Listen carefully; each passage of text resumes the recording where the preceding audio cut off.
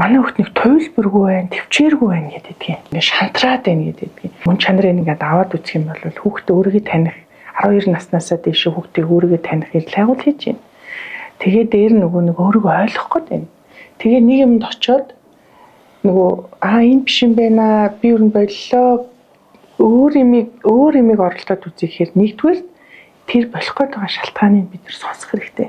Нөгөө хүүхдэд маань тэр орчин таалагдаагүй бол эсвэл нэг харилцаа бий болсон юм болов уу эсвэл одоо яасан ч үж болох байхгүй. Нэг хүүхд болгон өөр учраас нөгөө хүүхдэд тохирсон ачаал бас их чухал. Харилцаа их чухал. Тэгэхэд болох гээд байгаа шалтгаан нь яг юу юм? Нарийн тэнд ингээд бүр бодож үү. Үнэхээр тэр хүүхд маань сонирхгүй байгаа бол дараагийн сонирхох юм руу аваад явах тэр имийг л хэмээр байхгүй юу? Хүүхд маань ингээд би ч одоо хүүхд аягүй бол юм явуулсан. Манай хүүхдэд тийм сонирхох юм байгаагүй. Болихээр нь болиулаад дараагийн юм биш. Яагаад болох гээд байна?